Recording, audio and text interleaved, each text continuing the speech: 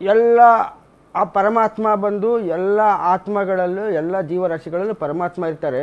ಒಂದು ಹಸಿದಿರುವ ನಾಯಿಗೆ ಊಟ ಹಾಕಿದೆ ಅಂದರೆ ಪರಮಾತ್ಮನಿಗೆ ಊಟ ಕೊಟ್ಟಂಗೆ ಅಂತೇಳಿ.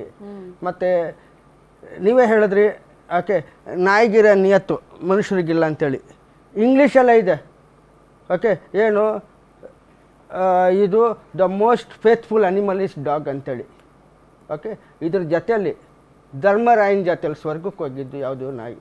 ನಾನು ಒಂದೇ ಒಂದು ಕೇಳ್ತೇನೆ, ಹುಲಿ ಸಿಂಹ ಅಂದಿದ ತಕ್ಷಣ ಗಂಡಸರಿಗೆ ಫುಲ್ ಇದು. ನಾನು ಒಂದು ಗಂಡೆ, ಹುಲಿ ಸಿಂಹ ಅಂದಿದ್ದ ರೋಷ, ನಾಯಿ ಅಂದರೆ ಯಾಕೆ ಬೇಜಾರು ಮಾಡ್ಕೊಳ್ಳೋದು? ನಾಯಿ ಏನು ಅಷ್ಟು ಕೀಳು ನೀವು ಪ್ರಾಣಿನ? ಇಲ್ಲ, ನಾಯಿ ತುಂಬ ಅದು ಉಲ್ಟಾ ಮಾಡ್ದಂದ್ರೆ ಡಾಗ್ ಅಂದರೆ ಗಾಡ್ ಬರುತ್ತೆ.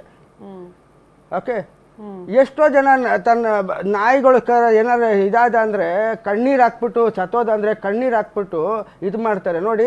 ಅದು ಹೇಳಿದ್ದು ರಮ್ಯಾ ಅವರು ಬಂದು ನೋಡಿ, ಅದು ಸುಪ್ರೀಂ ಕೋರ್ಟಲ್ಲಿ ಬಂದು ಆ ಜಡ್ಜ್ಗಳು ಏನೋ ನಾಯ್ದು ಮೂಡ್ ಗೊತ್ತಾಗುತ್ತೆ ಅಂತ ಇದು ಮಾಡಿದಾಗ ಇವರು ಅದಕ್ಕೆ ಪ್ರತಿ ಉತ್ತರ ಕೊಟ್ಟಿದ್ದು. ಹೌದು, ಇವಾಗ ರೇಪ್ ಮಾಡ್ತಾರೆ. ಗಂಡಸರ ಸಮಾಜ ಹಾಗಾದ್ರೆ ಏನಾಗ್ಬೇಕು? ಒಬ್ಬ ಗಂಡಸಾಗಿ ನಿಮ್ಮ ಮೇಲೆ ಒಂದು ಆರೋಪ ಬಂದಾಗ ನೀವು ಅದನ್ನ ಸಮರ್ಥಿಸ್ಕೊಳ್ತೀರಾ? ನೀವು ಯಾವ ರೀತಿ ಮನಸ್ಥಿತಿಯಲ್ಲಿ ಯಾವ ಕಂಡೀಷನ್ ಅಲ್ಲಿ ಸಮರ್ಥಿಸ್ಕೊಳ್ತಿದ್ದೀರಿ ಅನ್ನೋದಾದ್ರೆ, ನೀವು ಸಮರ್ಥಿಸ್ಕೊಳ್ತಿದ್ದೀರಿ ಅನ್ನೋದಾದ್ರೆ ನೀವು ದಯಮಾಡಿ ನೀವು ಪುರುಷರನ್ನ ಹೊರಗಿಟ್ಟು ಯೋಚನೆ ಮಾಡ್ತಿರ್ತಾರ.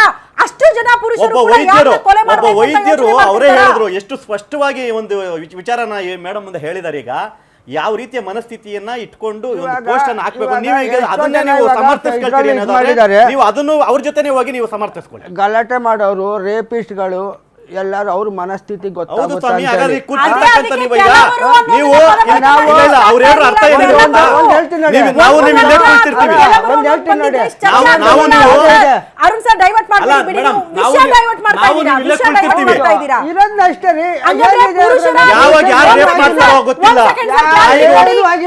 ನಾವು ಕೂಡ ಗೌರವ ಕೊಡ್ತೀವಿ ಸ್ವಾಮಿ, ಪ್ರಾಣಿಗಳಿಗೆ ನಾವು ಕೂಡ ಗೌರವ ಕೊಡ್ತೀವಿ. ನೀವು ಮಾತಾಡ್ತಕ್ಕಂತ ರೀತಿ ಏನಿದೆ ಅದನ್ನು ಬದಲಾವಣೆ ಮಾಡಿ. ನೀವು ಪ್ರಾಣಿ ಪ್ರಿಯರು ನಿಜ, ನಾವು ಸಂಸ್ಕೃತಿಯನ್ನ ಪಾಲಿಸ್ತೀವಿ. ಅರುಣ್ ಸರ್, ನನಗೊಂದು ಕ್ಲಾರಿಟಿ ಕೊಡಿ. ರಮ್ಯಾ ಅವರು ಅಷ್ಟು ಜನ ಪುರುಷರ ಮನಸ್ಥಿತಿ ನಾಯಿಗಳಿಗೆ ಸಮ ಅಂತ ಹೇಳಿದ್ರು, ಕೊಲೆ ಮಾಡ್ತಾರೆ, ಅತ್ಯಾಚಾರ ಮಾಡ್ತಾರೆ, ಯಾರ ಮೇಲೆ ಅಟ್ಯಾಕ್ ಮಾಡ್ತಾರೆ ಅಂತ ಗೊತ್ತಿಲ್ಲ ಅನ್ನೋದನ್ನ ಹೇಳಿದ್ರಲ್ಲ. ಒಬ್ಬ ಪುರುಷ ಆಗಿ ರಮ್ಯಾ ಹೇಳಿರೋ ಮಾತನ್ನ ನಿಜ ಅಂತ ಒಪ್ಕೊಳ್ಳೋದಾದ್ರೆ ಹಂಗಂದ್ರೆ ನಿಮ್ಮ ಮನಸ್ಥಿತಿ ಬಗ್ಗೆ ನಿಮ್ಗೆ ಹಿಡಿತಾ ಇಲ್ಲ. ರಮ್ಯಾ ಅವ್ರು ಹೇಳಿ ಸರಿ ಅಲ್ವಾ? ಒಬ್ಬ ಪುರುಷರಾಗಿ ಒಪ್ಕೊಳ್ತೀರಾ ಅಷ್ಟೇ sir? Yes or no? Yes or no? Yes or no? ತಪ್ಪು ಹೇಳಿಲ್ಲ. ಒಬ್ಬ ಪುರುಷರಾಗಿ ರಮ್ಯಾ ಅವ್ರು ಹೇಳಿದ್ದು ಸರಿ, ನಾನು ಒಪ್ಕೊಳ್ತೀನಿ ಅಂತ ಅರುಣ್ ಅವ್ರು ಹೇಳ್ತಿದ್ದಾರೆ. ಅವ್ರ ವೈಯಕ್ತಿಕ ವಿಚಾರ ಬಿಡಿ ರಾಜು ಸರ್, ಅವ್ರು ಒಪ್ಕೊಳ್ಳಿ ಅಂತ. ಓಕೆ, ಲಕ್ಷ್ಮಿ ಅವ್ರ ಹತ್ರ ಹೋಗ್ಬಿಡ್ತೀನಿ. ಲಕ್ಷ್ಮಿ ಮೇಡಮ್, ರಮ್ಯಾ ಅವರ ಈ ಪೋಸ್ಟ್ ಬಗ್ಗೆ ತಮ್ಮ ರಿಯಾಕ್ಷನ್? ಮೇಡಮ್, ಅವ್ರು ಮಾತಾಡಿರೋದು ಸೋಷಿಯಲ್ ಮೀಡಿಯಾದಲ್ಲಿ ತಪ್ಪಿದೆ. ಯಾಕೆಂದ್ರೆ ಯಾರೋ ಕೆಟ್ಟವ್ರು ಇರೋದ್ರಿಂದ ಎಲ್ಲ ಗಂಡಸರನ್ನು ತಪ್ಪು ಅಂತ ಹೇಳೋದು ಅದು ಸಮಾಜಕ್ಕೆ ಒಳ್ಳೇದಲ್ಲ. ಏನಂದ್ರೆ ಒಳ್ಳೆ ಗಂಡಸರಿದ್ದಾರೆ. ಈಗ ನೋಡಿ, ಅವ್ರ ಹಿಂದೆ ಇರೋರೆಲ್ಲ ಜೆಂಟ್ಸ್ ಅಲ್ಲ ನೋಡಿ, ಅವ್ರ ಜೊತೆ ಲೇಡೀಸ್ಗಿಂತ ಜೆಂಟ್ಸ್ ಜಾಸ್ತಿ ಇದ್ದಾರೆ. ಹಾಗಾಗಿ ಹಂಗ ಅವರೆಲ್ಲ ನಾಯಿಗಳ? ಹೇಳಿ ಮೇಡಮ್, ನಾಯಿ ಜೊತೆ ಓಡಾಡೋ ರಮ್ಯಾನು ನಾಯೇನಾ? ಏನ್ ಗೊತ್ತಾ ಮೇಡಮ್, ಮಾತಾಡ್ಬೇಕಾದ್ರೆ ಅವ್ರು ಒಂದು ಸೆಲೆಬ್ರಿಟಿ ಆಗಿದ್ದಾರೆ, ಮತ್ತೆ ಒಂದು ಪೊಲಿಟಿಕಲ್ ಅಲ್ಲಿ ವರ್ಕ್ ಮಾಡ್ತಾರೆ. ರಮ್ಯಾ ಅವ್ರಿಗೊಂದು ಹೆಸರಿದೆ, ಕನ್ನಡದಲ್ಲಿ ತುಂಬಾ ಮೊದಲನೇ ಸ್ಥಾನ ಕೊಟ್ಟಿದ್ದಾರೆ ಹೆಣ್ಮಕ್ಳಿಗೆ, ಹೀರೋಯಿನ್ ಅಲ್ಲಿ. ಅವ್ರು ಒಂದು ಒಳ್ಳೆ ಸಮಾಜಕ್ಕೆ ಮೆಸೇಜ್ ಕೊಡಬೇಕು. ಈ ತರ ಮೆಸೇಜ್ ಅವ್ರು ಮಾತಾಡಿರೋ ತಪ್ಪೆ. ನಾನು ಒಂದು ವುಮೆನ್ಸ್ ಪರವಾಗಿ ಬಂದಿದ್ರು ಅವ್ರು ಮಾತಾಡಿರೋ ತಪ್ಪು ಮೇಡಮ್. ಯಾಕೆಂದ್ರೆ ಎಷ್ಟು ಒಳ್ಳೊಳ್ಳೆ ಗಂಡಸರಿದ್ದಾರೆ. ನಮ್ಮನೇಲಿ ಅಣ್ಣ ತಮ್ಮದಿರಿದ್ದಾರೆ, ಎಲ್ಲರಿಗೂ ನಾಯಿ ಹೋಲ್ಸೋದು. ನಾಯಿ ಗಾಡ್ ಫಾದರ್ ಇರ್ಬೋದು, ಗಾಡೇ ಇರ್ಬೋದು ಮೇಡಮ್. ಹಂಗನ್ಬಿಟ್ಟು ದಿನ ನಾಯಿ ಅನ್ನಿಸ್ಕೊಳಕ್ಕಾಗತ್ತ? ಹಂಗಾದ್ರೆ ಗಂಡನ ನಾಯಿ ಅಂತ ಕರೆಯೋಕ್ಕಾಗತ್ತಾ? ತಮ್ಮನ್ನ ನಾಯಿ ಅಂತ ಕರೆಯೋಕ್ಕಾಗತ್ತಾ? ಅಣ್ಣ ತಮ್ಮದಿರಿದಾರಲ್ವಾ, ಈಗ ಅವ್ರ ಮನೇಲಿ ಗಂಡಸಿದಾರಲ್ವಾ ಮೇಡಮ್.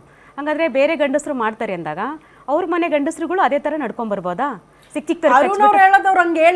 ಇಲ್ಲ ಸರ್, ಮಾತಾಡಿ ತಪ್ಪಿದೆ. ನಾವು ಅದನ್ನ ಕ್ಷಮೆ ಕೇಳೋಣ ಬೇಕಾದ್ರೆ. ರಮ್ಯವ್ರು ಮಾತಾಡಿರೋದು ನಾವು ಒಂದು ವುಮೆನ್ ಆಗಿ ಹೇಳ್ತಾ ಇದ್ದೀನಿ, ಅದು ತಪ್ಪು. ಯಾಕೆಂದ್ರೆ ಎಷ್ಟು ಒಳ್ಳೆ ಗಂಡಸರುಗಳಿದ್ದಾರೆ. ನಾವು ಇವತ್ತು ಗಂಡಸರು ಮಧ್ಯಗಳಲ್ಲೇ ಜೀವನ ಮಾಡ್ತಾ ಇದೀವಿ.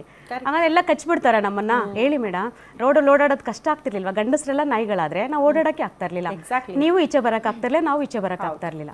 ತಪ್ಪು ಅವ್ರು ಮಾತಾಡಿರೋದು ಮಾಡಿ. ಯಾರೋ ಒಬ್ರು ಇದಾರೆ, ಇಲ್ಲ ಅಂತ ಇಲ್ಲ. ಈಗ ಮಕ್ಳುಗಳ ಮೇಲೆ, ಸಣ್ಣ ಮಕ್ಳ ಮೇಲೆ ಅತ್ಯಾಚಾರ ಮಾಡೋದು ಅದೆಲ್ಲ ಯಾರು ಇದ್ದಾರೆ. ಹಂಗಂತ ಅದಕ್ಕೆಲ್ಲ ಪೊಲೀಸರು ಗಣಸೆ ಅವರು ಇರ್ಬೋದು, ಲಾಯರ್ಗಳಿರ್ಬೋದು, ಅದಕ್ಕೆಲ್ಲ ಸಪೋರ್ಟ್ ಮಾಡ್ತಾ ಇದ್ದಾರೆ. ಸಮಾಜ ಸೋಷಿಯಲ್ ಮೀಡಿಯಾದಲ್ಲಿ ಅವರು ಈ ತರ ಮಾತಾಡಿರೋದು ತಪ್ಪು ಮೇಡಮ್. ನಾನು ಅದನ್ನ ವಿರೋಧಿಸ್ತೀನಿ. ಓಕೆ ಲಕ್ಷ್ಮಿ ಮೇಡಮ್, ವಾಪಸ್ ಬರ್ತೀನಿ.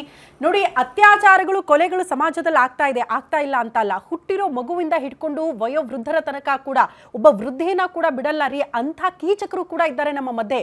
ಒಂದು ವರ್ಗ, ಕೆಲವರು ಅನ್ನುವಂಥ ಪದ ಬಳಕೆ ಮಾಡಿದ್ರೆ ಇವತ್ತು ರಮ್ಯಾ ಮೇಡಮ್ ಹೇಳಿದ್ದಕ್ಕೆ ಶಹಬಾಷ್ ಅಂದ್ಬಿಡೋರು ಕೆಲವರು, ಅವ್ರು ಬೆನ್ನಿಗೆ ನಿಂತ್ಕೊಂಡ್ಬಿಡೋರು. ಬಟ್ ಎಲ್ಲಾ ಪುರುಷರು ಅನ್ನುವಂಥ ಉಲ್ಲೇಖಗಳಾದಾಗ ನಮ್ಮನ್ನ ಕಾಪಾಡ್ತಾ ಇರೋದು ನಮ್ಮ ಅಣ್ಣ, ನಮ್ಮನ್ನ ಹುಟ್ಟಿಸಿರೋದು ನನ್ನ ತಂದೆ, ನಾವು ಬದುಕ್ತಾ ಇರೋದು ಸಮಾಜದಲ್ಲಿ ಪುರುಷರ ಮಧ್ಯೆ. ಹಾಗಾಗಿ ಆ ಪುರುಷರೇ ನಾಯಿಗಳ ಮನಸ್ಥಿತಿಯನ್ನ ಹೊಂದಿದ್ದಾರೆ, ಅವರು ಕೂಡ ಅತ್ಯಾಚಾರ ಮಾಡ್ತಾರೆ, ಕೊಲೆ ಮಾಡ್ತಾರೆ ಅಂದ್ರೆ ನಾವು ಭಯದಲ್ಲಿ ಆತಂಕದಲ್ಲಿ ಇವ್ರ ಮಧ್ಯೆ ಬದುಕ್ತಾ ಇದೀವ. ನಮ್ಮನ್ನ ರಕ್ಷಣೆ ಮಾಡ್ತಾ ಇರೋರೇ ಪುರುಷರು, ಅದನ್ನ ನಾವು ಒಪ್ಕೊಳ್ಬೇಕಲ್ವಾ ವಾಸ್ತವವನ್ನ.